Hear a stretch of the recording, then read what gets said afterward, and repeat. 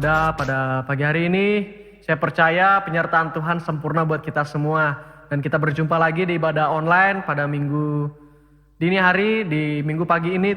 Dan saya percaya hadirat Tuhan juga akan melawat setiap kita yang ada di sini. Dan saya rindu setiap jemaat yang mendengarkan, yang menyaksikan, yang ikut ibadah secara live streaming pada pagi hari ini, semuanya dilawat oleh Tuhan dan merasakan jamahan Tuhan. Saya percaya juga sesuatu terjadi buat kita semua, dan saya berharap kita semua diubahkan oleh Tuhan. Mungkin rohani kita jauh dari Tuhan, mungkin kita sedang sakit atau sedang dalam kondisi lemah. Saya percaya Tuhan sendiri yang akan memberikan kekuatan buat kita semua. Dan mari kita masuk dalam hadirat Tuhan, kita persiapkan hati kita lebih sungguh lagi, pikiran kita agar terfokus pada Tuhan sendiri. Mari kita masuk dalam hadirat Tuhan.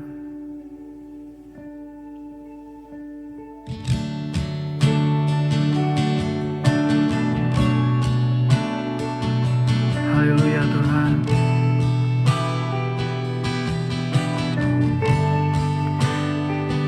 Yesus,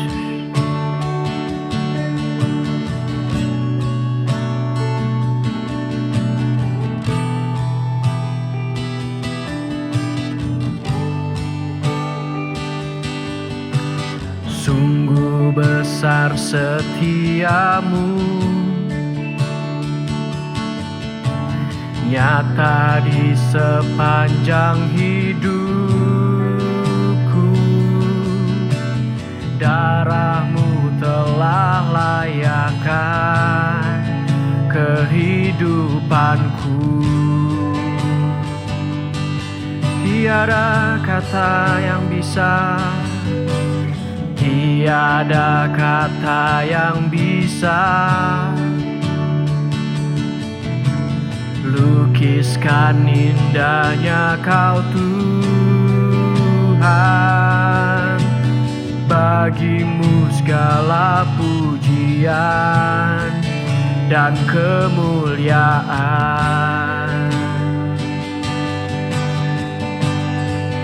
Ku tinggikan Engkau Tuhan, melebihi segalanya, lebih dalam ku menyembah, dalam roh dan kebenaran. Ku tinggikan Engkau Tuhan, melebihi segalanya, lebih dalam ku menyembah, dalam roh dan kebenaran selamanya.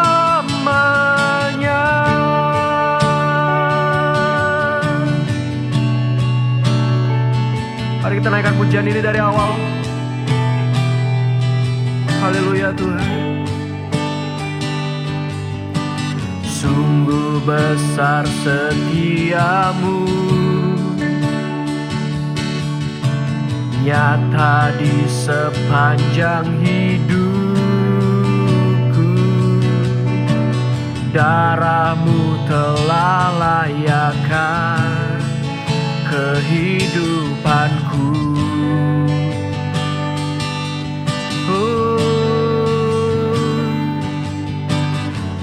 Tiada kata yang bisa lukiskan indahnya Kau Tuhan. Bagimu segala pujian dan kemuliaan. Ku tinggikan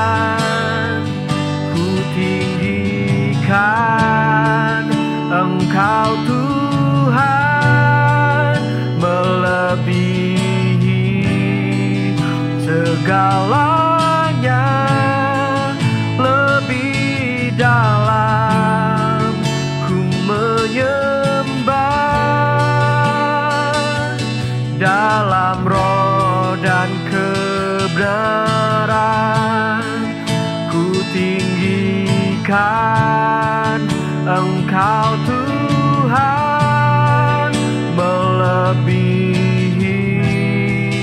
segalanya, lebih dalam ku menyembah, dalam roh dan kebenaran ku tinggikan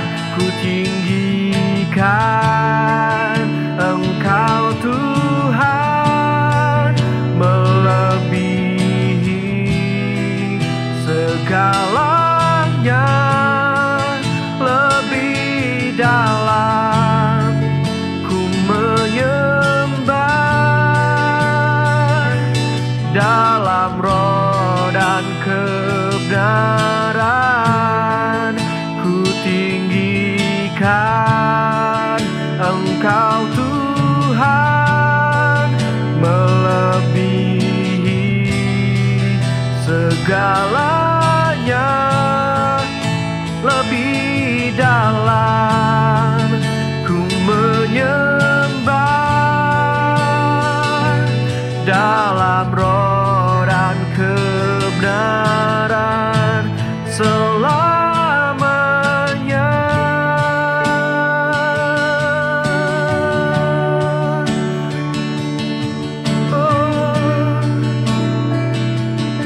Selamanya Tuhan ku menyembah, di dalam hidupku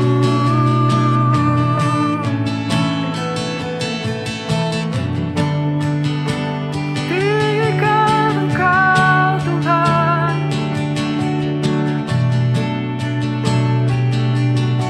Haleluya. Oh, yes. Tinggikan Engkau Yesus.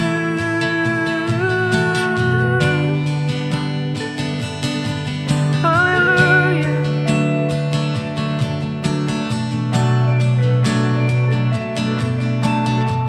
Tiada yang lain selain dirimu,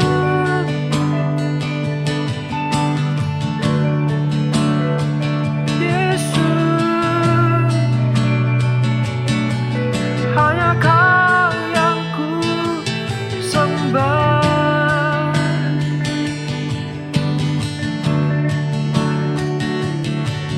Haleluya.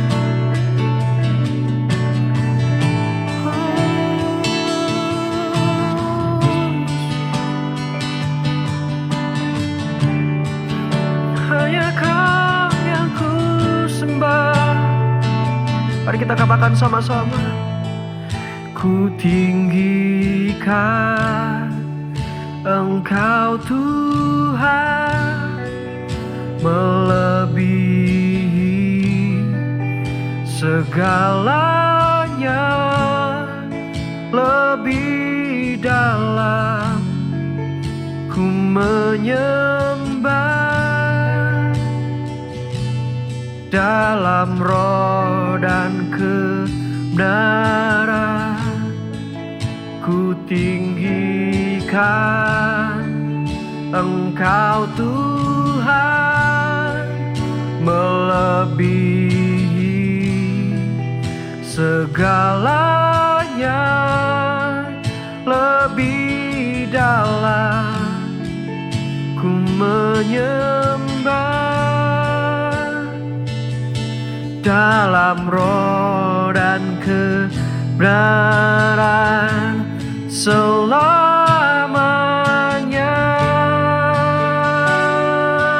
Oh, dalam roh dan kebenaran selamanya.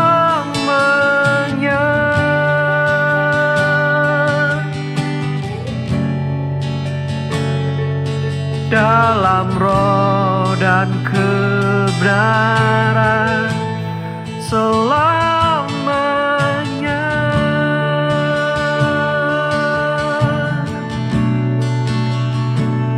Yesus,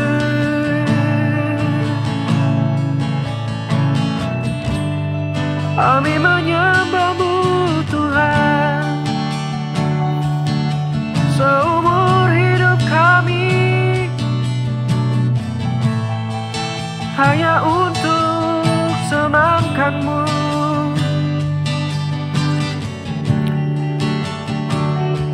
Lewat pujian kami, lewat penyembahan kami, hidup kami hanya untuk-Mu Yesus.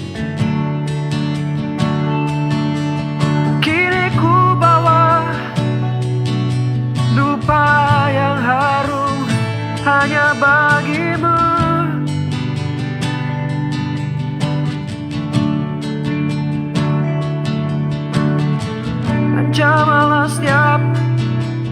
Dan jamalah setiap kami,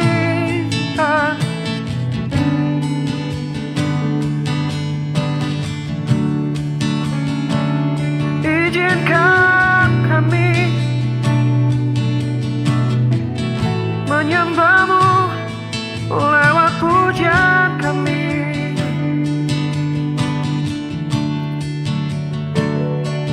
Yesus,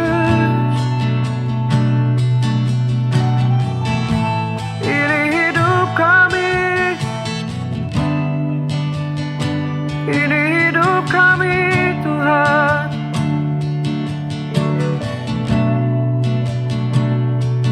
bekerjalah, bekerjalah melalui kami di setiap waktu. Haleluya.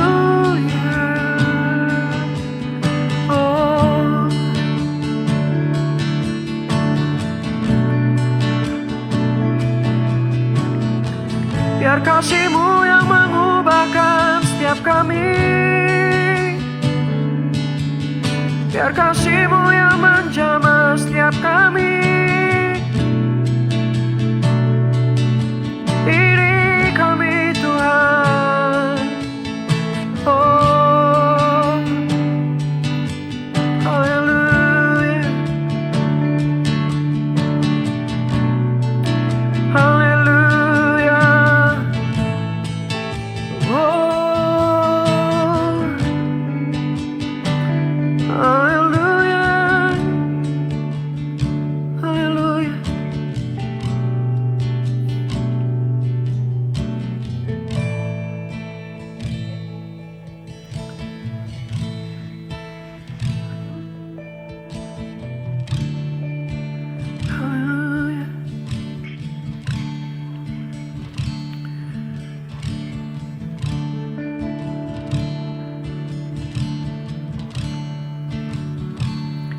Engkau tahu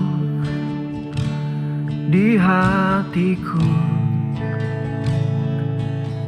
ada sejuta rindu untuk selalu bersama-Mu Yesusku. Izinkan ku menyenangkan hati-Mu lewat nyanyian hatiku.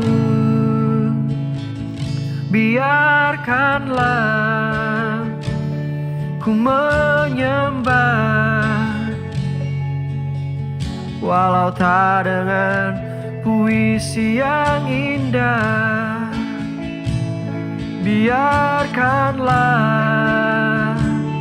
ku menyembah, memberikan hati ini ku berserah dengan penuh kasih sayang. Biarkan Tuhan aku menyembah.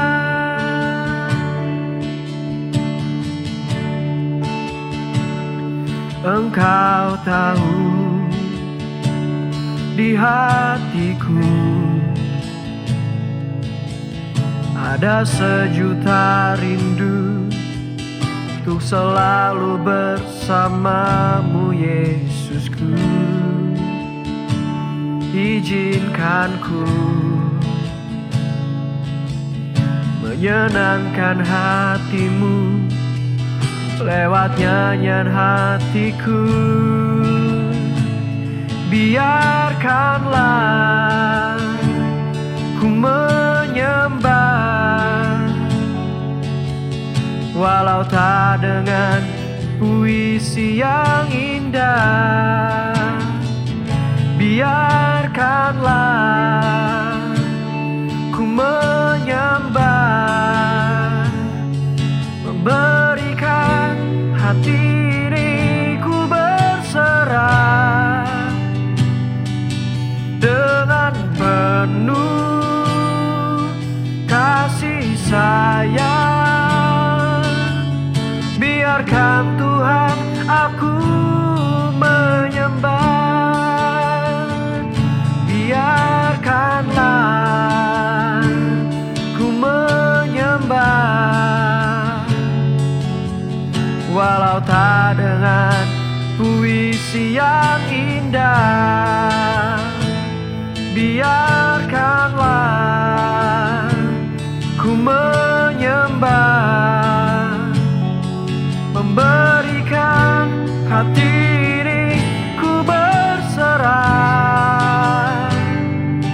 dengan penuh kasih sayang. Biarkan Tuhan aku menyembah. Biarkanlah ku menyembah, walau tak dengan puisi yang indah. Biarkanlah ku menyembah, memberikan hati ini ku berserah dengan penuh kasih sayang. Biarkan Tuhan aku menyembah. Biarkanlah ku menyembah, walau tak dengan puisi yang indah.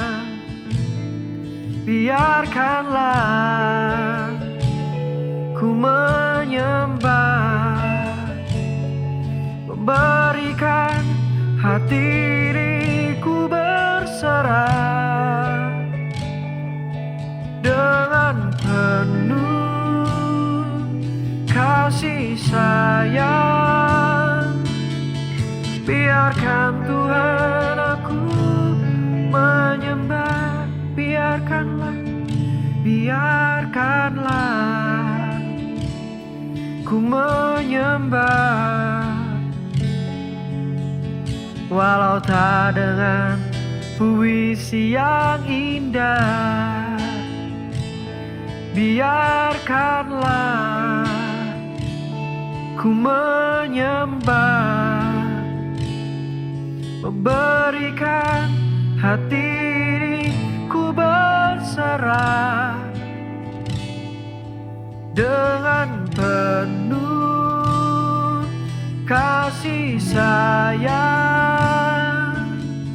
Biarkan Tuhan aku menyembah. Biarkanlah, biarkanlah ku menyembah, walau tak dengan puisi yang indah. Biarkanlah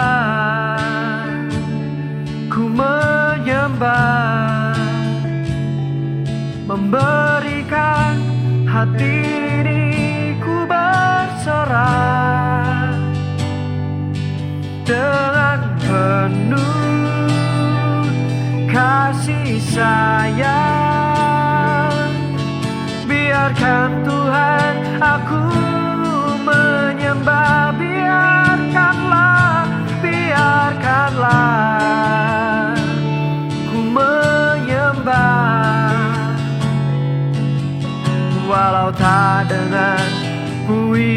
yang indah. Biarkanlah ku menyembah, memberikan hati ini ku berserah dengan penuh kasih sayang. Biarkan Tuhan aku menyembah dengan penuh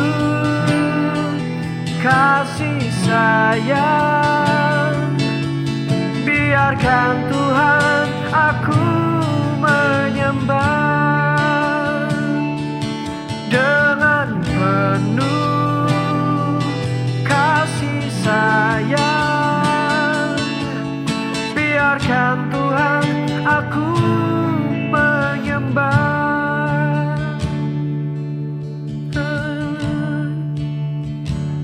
Biarkan kami menyembah-Mu. Walau tak dengan puisi yang indah, Tuhan, biarkan kami senangkan hati-Mu. Haleluya, haleluya.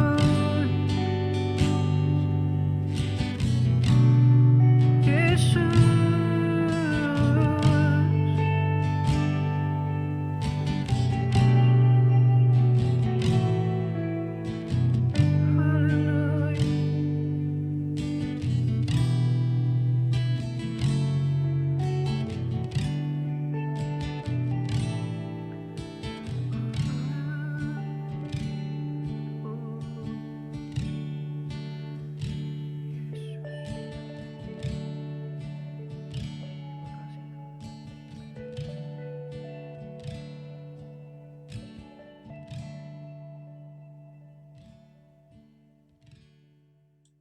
Shalom saudaraku, pada pagi hari ini kita jumpa lagi. Sebelum kita dengar firman Tuhan, mari kita berdoa bersama-sama.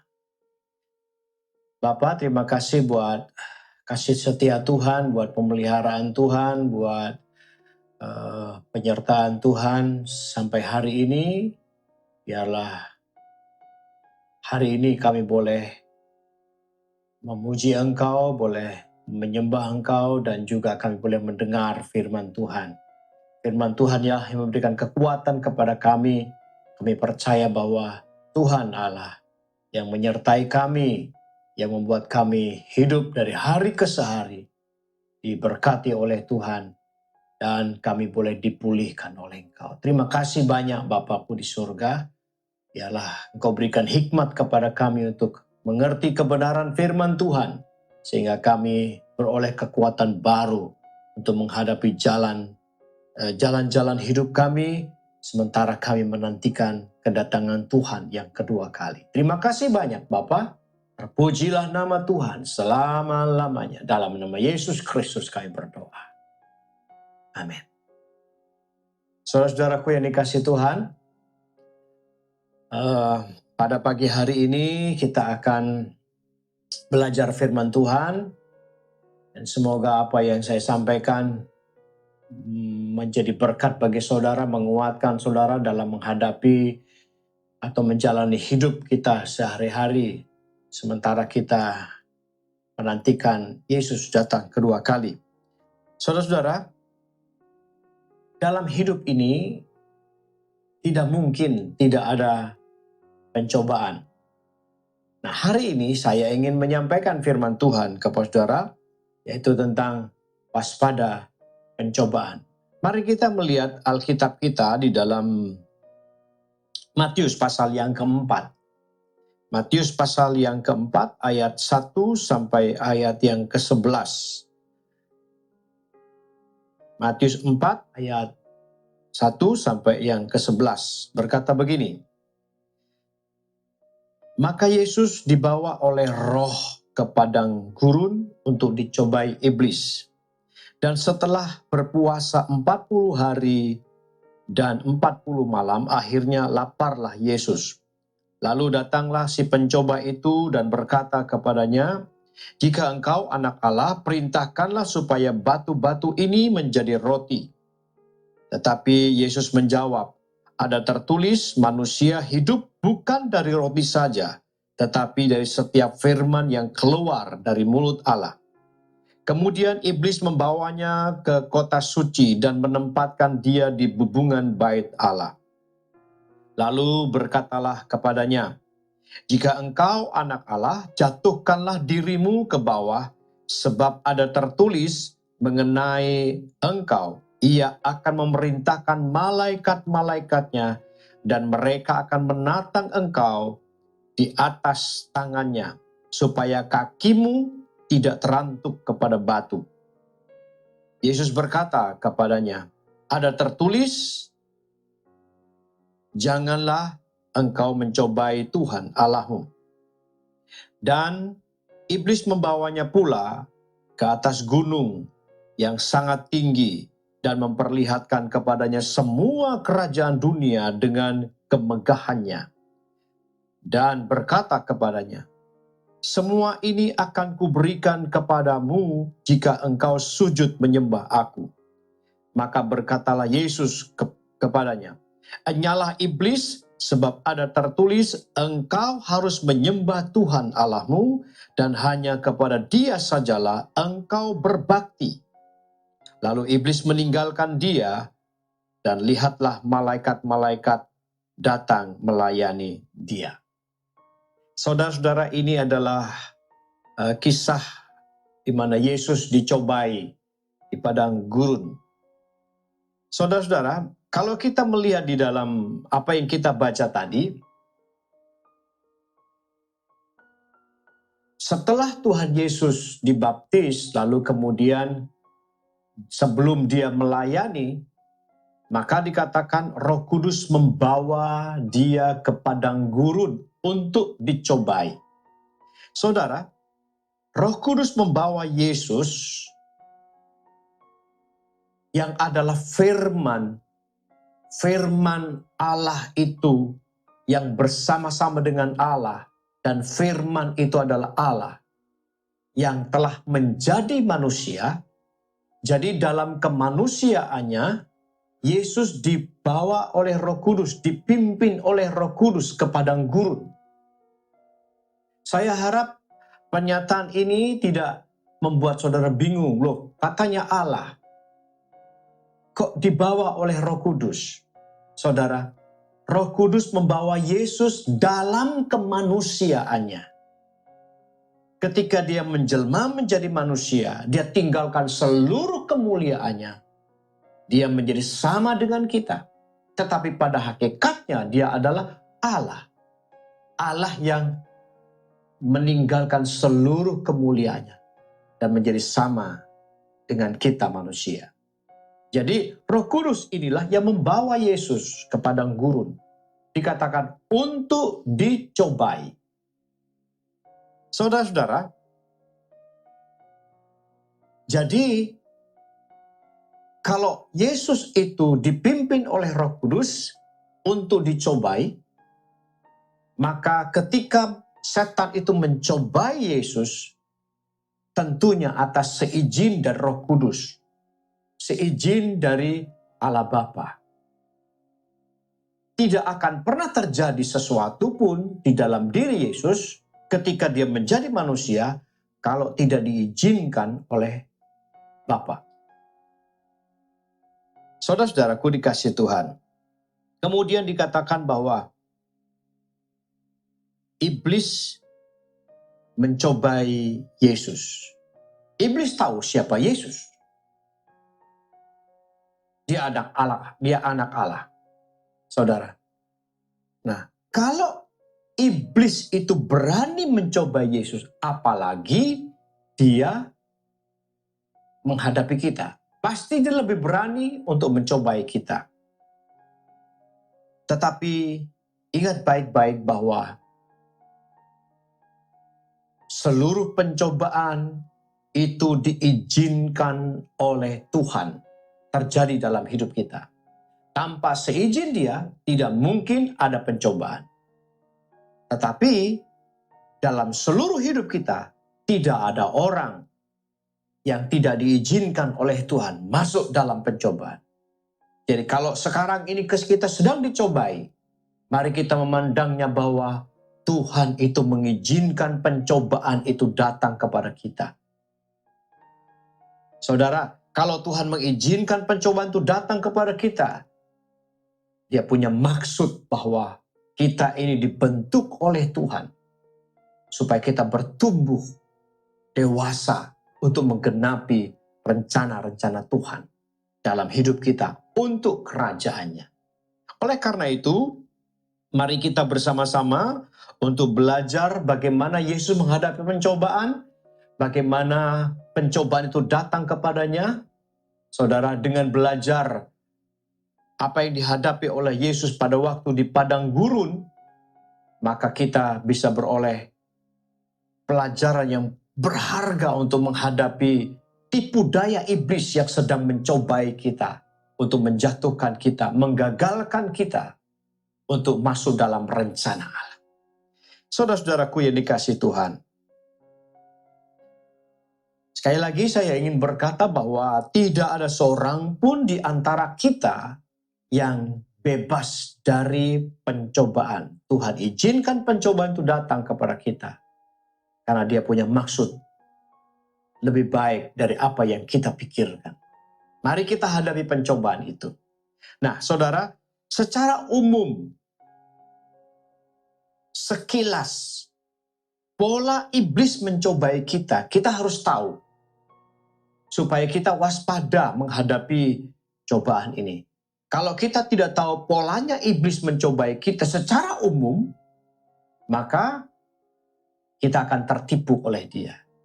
Saudara, ketika iblis menghadapi kita, ketika iblis juga menghadapi Yesus, dia tidak menghadapi dengan kekuatannya, dengan powernya, tidak. Karena iblis tidak punya power. Tetapi yang berbahaya itu adalah tipu dayanya. Dia menghadapi kita dengan tipu daya. Sama seperti pada waktu dia menipu Adam dengan tipu dayanya, sehingga Adam jatuh dalam dosa. Dia juga akan dia akan menjatuhkan kita dengan tipu dayanya, bukan dengan kekuatan. Perhatikan, karena setan itu, iblis itu tidak punya kekuatan lagi. Jangan takut kepada setan, tetapi waspadai tipu dayanya yang ingin menjatuhkan kita. Saudara, sekilas secara umum, pola dari iblis mencobai kita semua. Yang pertama adalah iblis mencobai dengan tipu daya, bukan adu kuasa. Yang kedua, iblis mencobai selalu menyodorkan hal-hal yang menyenangkan. Kalau kita melihat di pembacaan kita tadi, hal-hal yang menyenangkan yang disodorkan oleh iblis kepada Yesus. Yang pertama adalah ketika dia lapar, dikatakan disuruh batu dijadikan roti. Lalu kemudian dibawa ke hubungan bait Allah. Kemudian suruh menjatuhkan diri. Lalu kemudian dia berkata, ada tertulis bahwa Allah akan memerintahkan malaikat-malaikatnya untuk menatang engkau di atas tangannya sehingga engkau jatuh, engkau tidak terantuk dengan batu kakimu. Saudara, dan itu kan sangat menyenangkan. Kalau ada malaikat lalu kemudian Yesus turun dari hubungan bait Allah yang tinggi itu dengan pelan dan tidak terantuk batu kakinya. Dan itu sangat menyenangkan. Lalu kemudian yang ketiga dikatakan dia dibawa ke bukit yang tinggi, gunung yang tinggi. Dan diperlihatkan seluruh kekayaan dunia ini, kerajaan dunia ini. Dan ditawarkan seluruhnya akan diberikan. Bukankah itu yang menarik, saudaraku? Jadi pola iblis, dia menyodorkan hal-hal yang menyenangkan. Nah, Tuhan tidak selalu memberikan hal yang menyenangkan kepada kita. Tetapi dia bisa memberikan hal-hal yang tidak menyenangkan kita. Saudara, yang ketiga, Iblis mencobai selalu memberikan jalan pintas. Tetapi Tuhan itu selalu melalui proses. Prosesnya tidak menyenangkan kita. Saudara, tidak ada proses yang menyenangkan. Namanya proses itu selalu menyakitkan. Saudara, segala sesuatu yang ada dalam dunia, semua keindahan melalui proses. Tidak dengan instan. Nah, iblis itu mencobai kita dengan sesuatu yang jalan pintas. Yang keempat, iblis mencobai untuk menjatuhkan kita. Sedangkan Allah selalu membawa kita naik. Jadi iblis selalu membawa kita turun. Ingin menjatuhkan kita. Dikemasnya dengan hal yang indah, yang menyenangkan, yang mudah. Tetapi Tuhan itu tidak selalu memberikan yang indah, tetapi yang tidak menyenangkan juga. Dan dia ingin membawa kita naik, bukan turun. Saudara-saudaraku yang dikasihi Tuhan, biarlah 4 pola ini boleh membuat kita waspada ketika itu terjadi pada kita. Lalu, secara spesifik, mari kita bicara tentang pencobaan yang dihadapi oleh Tuhan Yesus. Iblis mencobai dengan 3 area. Jadi 3 area ini yang dihadapi oleh Tuhan Yesus pada waktu di padang gurun. Nah, 3 area itu, yang pertama adalah area jasmani, area tubuh. Iblis mencobai yaitu di area tubuh jasmani ini. Nah, dikatakan pada waktu itu ketika Yesus 40 hari, 40 malam tidak makan, kemudian hari terakhir, mungkin hari terakhir atau hari-hari terakhir, saudaraku, lalu dikatakan Yesus laparlah dia. Saudara, setelah berpuasa 40 hari tidak makan, dia lapar. Itu manusiawi. Saudaraku, puasa yang dilakukan oleh Tuhan Yesus adalah puasa yang tidak lazim. Yang hanya bisa dilakukan hanya beberapa orang di dalam dunia ini. Menurut Alkitab, salah satunya adalah Elia, kemudian Musa. Yang ketiga adalah Tuhan Yesus. Itu yang tercatat. 40 hari, 40 malam tidak makan. Saudara.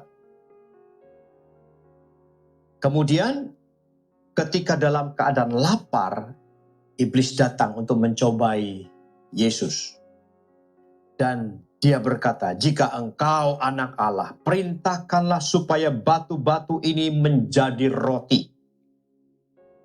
Saudara, pencobaan yang pertama adalah masalah kebutuhan jasmani, yaitu makan adalah kebutuhan dasar dari manusia. Yesus dicobai dalam keadaan sangat lapar pada waktu itu.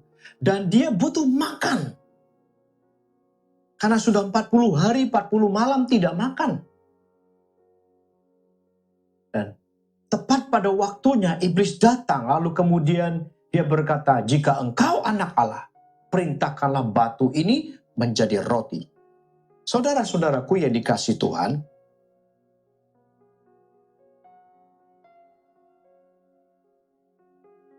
iblis datang bukan membawa roti yang lesat, lalu kemudian disuruh makan, dihidangkannya di depannya. Tidak. Tetapi dia berkata, jika engkau anak Allah, jadikanlah batu ini menjadi roti. Perintahkanlah batu ini menjadi roti. Saudara, dan juga bukan mencobai Tuhan Yesus dengan cara merampok roti atau mencuri roti. Karena pada waktu itu kejadiannya di padang gurun. Tidak ada orang jual roti, tidak ada orang yang bawa roti, hanya mereka berdua ada di situ, di padang gurun, saudara. Apalagi tidak ada pabrik roti. Setan tidak mencobai dengan cara menyuruh Tuhan Yesus mencari makanan, tidak. Tetapi setan datang karena setan tahu bahwa Yesus ini, walaupun dia menjadi manusia, firman Allah yang menjadi manusia, dia masih punya kuasa karena dipimpin oleh Roh Kudus. Nah, lalu kemudian setan menyuruh Yesus menggunakan kuasanya untuk menjadikan batu itu jadi roti. Saudara, karena apa? Karena setan tahu bahwa Yesus mampu melakukan itu. Jangankan batu yang ada di hadapan mereka itu jadi roti. Gunung yang mereka injak di mana mereka berada bisa dijadikan roti. Dan kita bisa bayangkan kalau misalnya gunung itu dijadikan roti, saudaraku. Lalu siapa yang makan? Saudara-saudara, yang saya ingin katakan begini. Pencobaan yang datang kepada Yesus bukan menyodorkan makanan yang lezat yang menjadi kebutuhan dari Tuhan, tetapi iblis mencobainya bagaimana caranya untuk mendapatkan roti itu. Bagaimana caranya memperoleh roti itu yang disodorkan oleh iblis kepada Tuhan Yesus. Saudara-saudaraku,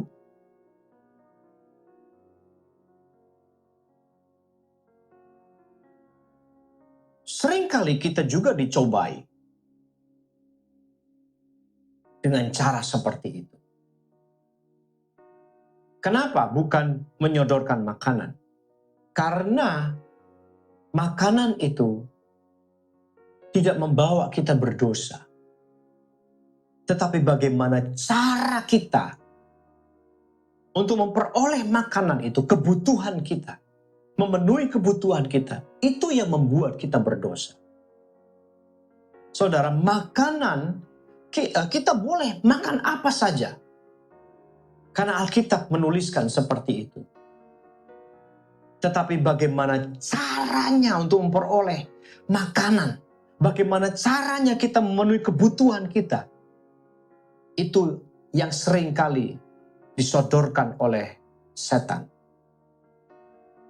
Yaitu apa? Jalan pintasnya. Jalan yang tidak dikehendaki Tuhan. Cara yang dikehendaki oleh iblis adalah jalan pintas untuk memperoleh, memenuhi kebutuhan kita. Saudara, sekali lagi saya katakan, bukan masalah makanan. Kita boleh makan apa saja. Tuhan izinkan. Tetapi kita harus waspadai bagaimana cara untuk memperoleh makanan itu. Bagaimana cara kita memperoleh atau memenuhi kebutuhan kita. Waspadai itu. Saudaraku dikasih Tuhan. Tuhan tidak pernah melarang makan apa saja. Karena makanan itu tidak menentukan apakah kita berkenan di hadapan Tuhan atau tidak. Apakah kita suci, kudus, atau najis. Makanan itu tidak membawa kita ke surga dan makanan tidak membawa kita ke neraka. Saudara, mari kita membaca Alkitab kita di dalam Matius pasal 15 ayat 17 dan 8 sampai 19 berkata begini. Tidak tahukah kamu bahwa segala sesuatu yang masuk ke dalam mulut turun ke dalam perut lalu dibuang di jamban? Tetapi apa yang keluar dari mulut berasal dari hati, dan itulah yang menajiskan orang.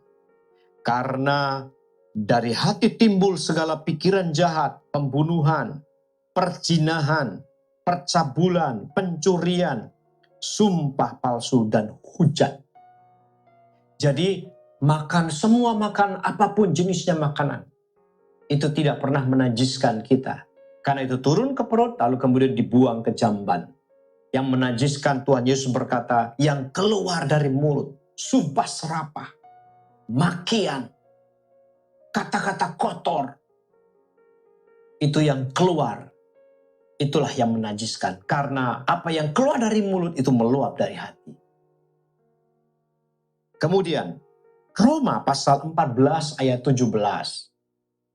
Yang menegaskan bahwa sebab kerajaan Allah bukanlah soal makanan dan minuman, tetapi soal kebenaran, damai sejahtera, dan sukacita oleh Roh Kudus.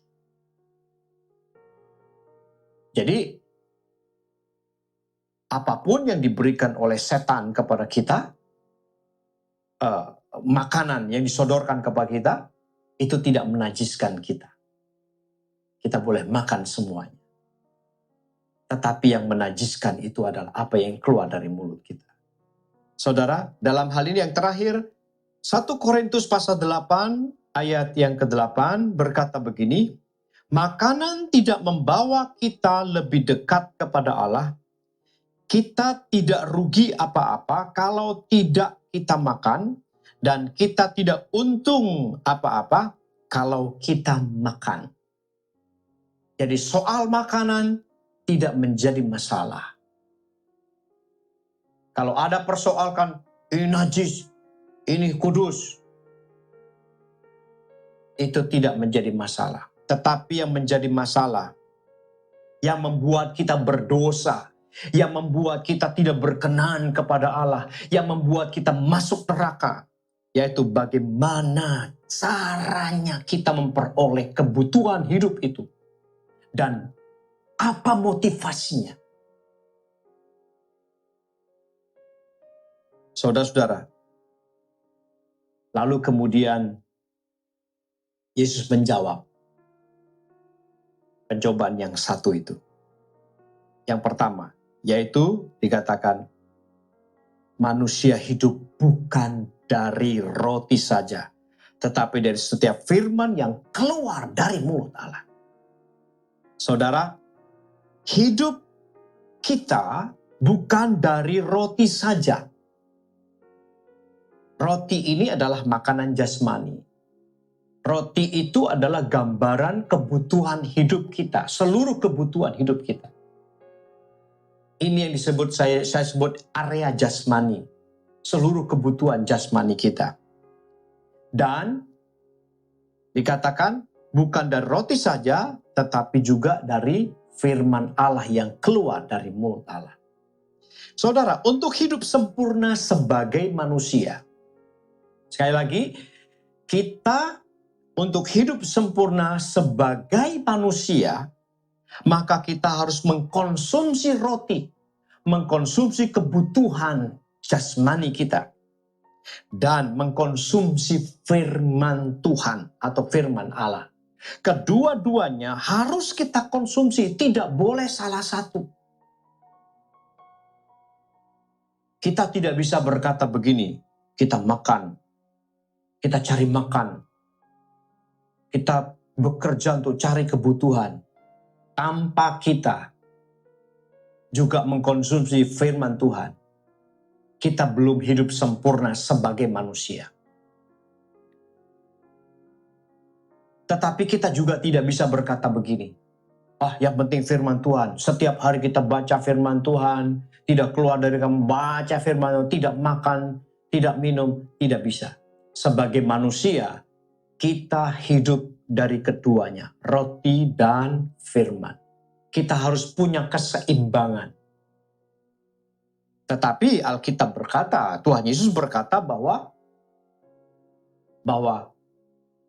kita juga hidup dari firman Allah.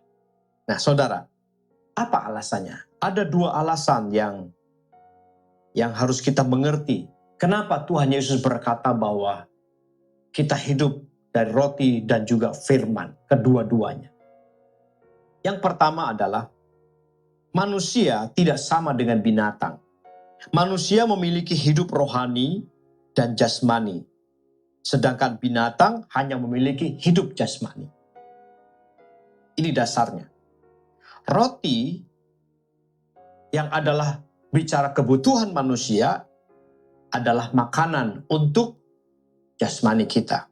Firman adalah makanan untuk rohani kita. Binatang hanya perlu makan roti. Binatang hanya perlu makan rumput.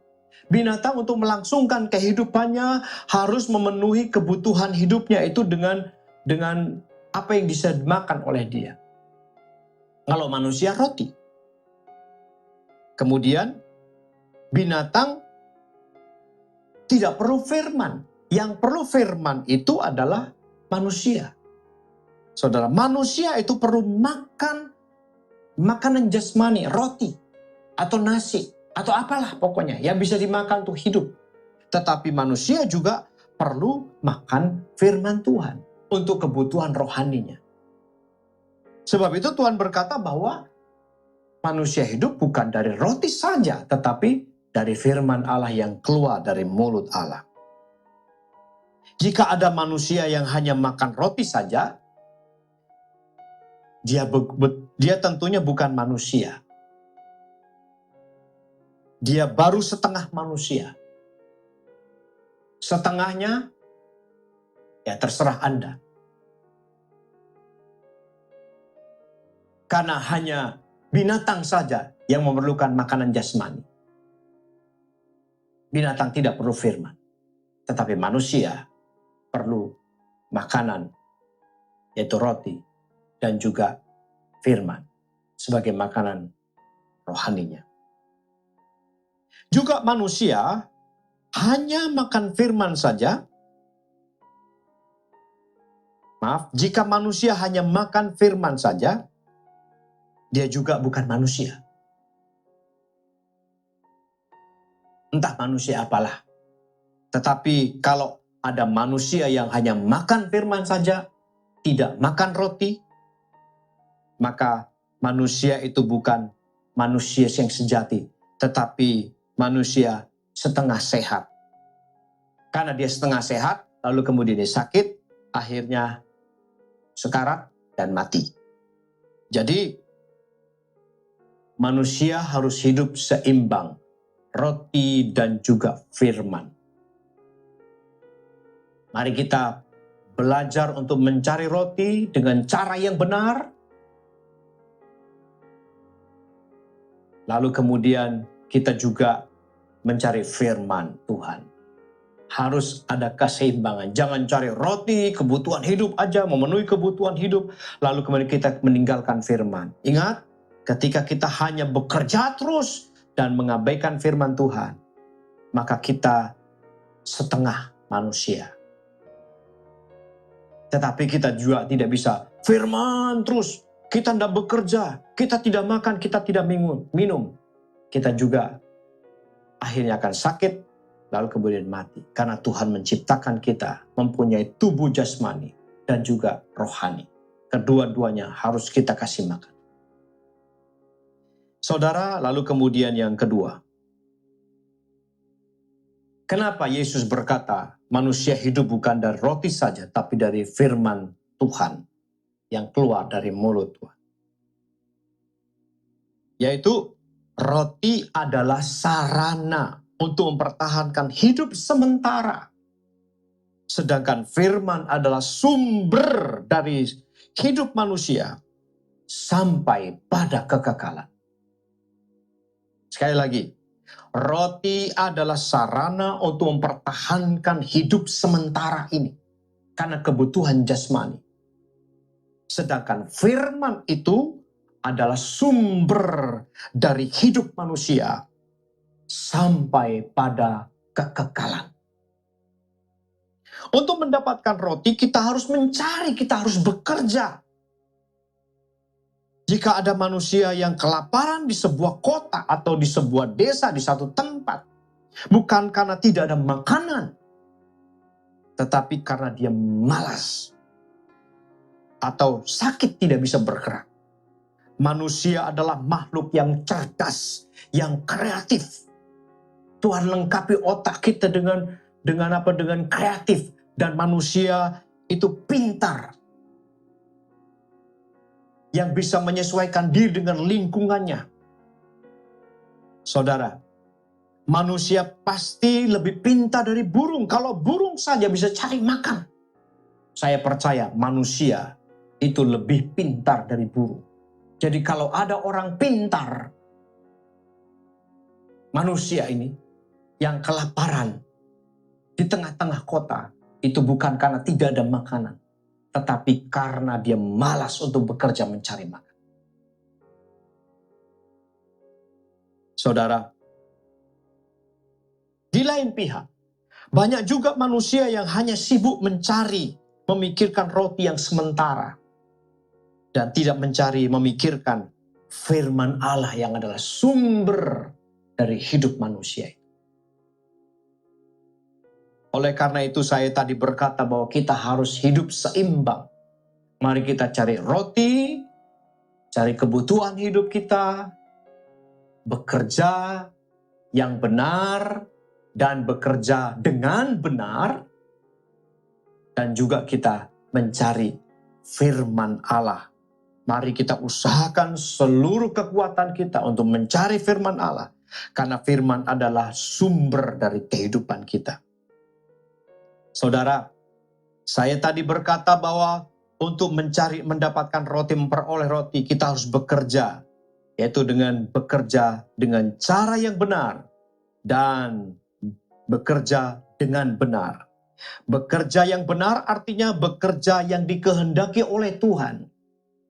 Jangan ikuti jalan pintas yang diberikan oleh iblis dengan cara yang mudah, merampok, mencuri, lalu kemudian meminta-minta. Saudara, tetapi mari kita bekerja sesuai dengan kehendak Tuhan. Dengan kata sehari-hari bekerja yang halal. Dan bekerja dengan benar itu adalah bekerja dengan cara yang tepat, yang efektif. Saya percaya kalau dua-duanya kita lakukan, saya percaya Tuhan memberkati kita. Dan kita tidak akan kekurangan. Saudara, untuk mendapatkan firman, manusia harus berhubungan dengan sumbernya langsung. Jadi kalau kita mencari makan, mendapatkan roti, mendapatkan kebutuhan hidup kita, kita harus bekerja. Dan untuk mendapatkan firman, memperoleh firman, maka kita harus punya hubungan dengan sumber dari sang firman itu. Saudara, mari kita membuka Alkitab kita bersama-sama. Apa yang dikatakan oleh Alkitab tentang firman Allah ini? Yohanes pasal 1 ayat 1 sampai 5 dan ayat yang ke-14 berkata begini. Pada mulanya adalah firman. Firman itu bersama-sama dengan Allah dan firman itu adalah Allah.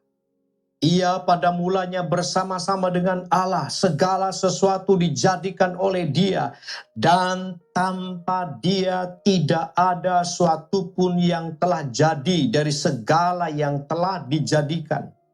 Dalam Dia ada hidup, dan hidup itu adalah terang manusia. Terang itu bercahaya dalam kegelapan, dan kegelapan itu tidak menguasainya. Firman itu telah menjadi manusia dan diam di antara kita. Dan kita telah melihat kemuliaannya, yaitu kemuliaan yang diberikan kepadanya sebagai anak tunggal Bapa, penuh kasih karunia dan kebenaran. Saudara, untuk mendapatkan firman, manusia tidak bisa mencari di toko-toko, di kitab-kitab. Tidak mungkin kita mendapatkan firman yang sejati itu. Firman yang sejati itu kita peroleh kalau kita punya hubungan langsung dengan sang sumber firman itu. Dan Alkitab tadi mengatakan kepada kita, pada mulanya adalah firman. Firman itu bersama-sama dengan Allah. Dan firman itu adalah Allah. Dikatakan, firman itu yang menciptakan segala sesuatu. Firman itu yang menciptakan dunia ini dengan segala isinya, termasuk roti di dalamnya. Firman itulah pencipta. Dan dikatakan juga di dalam Dia, di dalam Sang Firman ini ada hidup, dan hidup itu adalah terang manusia. Jadi kalau kita ingin hidup, kita harus berhubungan dengan Sang Firman itu. Alkitab berkata ayat yang ke-14 tadi, bahwa Firman itu telah menjadi manusia dan diam di antara kita. Saudara, siapapun kita, kalau kita ingin mendapatkan firman yang sejati, harus punya hubungan dengan Sang Firman yang telah menjadi manusia, yaitu Yesus Kristus. Di luar Yesus, kita tidak akan mendapatkan firman Allah. Di luar Yesus hanya ada kepalsuan. Karena itu, mari kita punya relasi, kita punya hubungan dengan Dia. Bagi saudara-saudara yang belum punya hubungan dengan Yesus Kristus, Sang Firman yang telah menjadi manusia itu, saudara baru setengah manusia karena saudara masih makan roti saja. Tetapi bagi saudara yang percaya kepada Yesus, saudara manusia yang sempurna, manusia yang sejati, karena saudara makan roti dan juga makan firman, karena saudara punya hubungan dengan Sang Firman itu. Saudara, bagi saudara yang belum kenal Tuhan, datang kepada Yesus, undang Dia menjadi Tuhan dan Juru Selamat pribadi, maka Sang Firman itu akan diam di dalam hidupmu, dan Dia yang akan membawa hidup kekal sampai selama-lamanya. Engkau bukan hanya hidup dalam dunia, diberkati dalam dunia, dipelihara di dalam dunia ini, tetapi sampai di dunia yang akan datang setelah kita mati pun, Tuhan akan menyertai, memelihara kita, dan kita akan berada di mana Dia berada. Saudara-saudaraku yang dikasihi Tuhan. Jadi kalau Tuhan berkata bahwa manusia hidup bukan dari roti saja, tetapi juga dari firman Allah yang keluar dari mulut Allah. Karena firman itu yang menentukan hidup kita. Di dalam firman itu ada hidup. Saya berharap agar apa yang saya sampaikan ini membuat kita selalu waspada kepada pencobaan di area jasmani. Setan akan selalu menggoda kita untuk memenuhi seluruh kebutuhan kita dengan jalan pintas, dengan cara yang mudah, dengan sesuatu yang menyenangkan kita. Ingat bagaimana Yesus menghadapi pencobaan itu. Dia berkata bahwa manusia hidup bukan dari roti saja, tapi dari setiap firman yang keluar dari mulut Allah. Firman itu yang menentukan hidup kita. Firman itu yang menentukan seluruh keberlangsungan seluruh dunia ini. Karena di dalam Ibrani dikatakan bahwa Dialah yang menopang seluruh ciptaannya dengan firman. Kalau firman itu berkata, mati engkau, maka mati. Kalau hidup, maka hidup. Apa yang dikatakan firman itu pasti terjadi. Saudara, yang kedua, pencobaan yang kedua adalah di area jiwa. Dan saya berharap saudara masih bersama dengan saya minggu depan. Tuhan memberkati saudara. Mari kita tunduk kepala, kita berdoa. Bapa di surga, terima kasih buat firman-Mu. Biar firman-Mu memberikan pencerahan kepada kami. Bahwa bukan apa yang kami makan, yang kami minum, yang menajiskan kami, yang membawa kami ke neraka, yang membawa kami ke surga. Tetapi bagaimana cara kami memperoleh seluruh kebutuhan hidup kami. Tuhan, di area ini berikan hikmat kepada kami untuk mewaspadai pencobaan yang diizinkan oleh Tuhan, yang dilakukan oleh iblis. Supaya kami boleh terus berjaga-jaga di dalam Engkau. Mempertahankan hidup kami sama seperti Yesus. Mempertahankan hidupnya benar di hadapan Tuhan dengan tidak mengikuti perkataan iblis. Terima kasih Bapa di surga, Engkau berkati semua kami yang hidup hari ini, yang mendengar firman-Mu hari ini. Engkau berkati pemerintah kami yang sedang mengatasi pandemi ini Tuhan yang berkepanjangan, berikan hikmat kepada mereka. Kami berdoa juga bagi seluruh masyarakat Indonesia, penduduk Indonesia, agar mereka disiplin Tuhan, mengikuti anjuran pemerintah, supaya pandemi ini bisa selesai dengan segera. Tuhan, terima kasih. Kami percaya bahwa Tuhan menyertai kami semua. Saudara, silakan angkat tangan, arahkan hati dan buka hati di hadapan Tuhan. Sebab Tuhan berjanji akan memberkati dan melindungi engkau.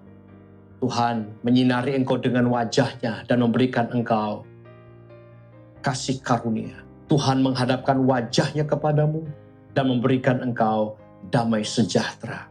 Terimalah berkat, rahmat, damai sejahtera dari Bapa di sorga.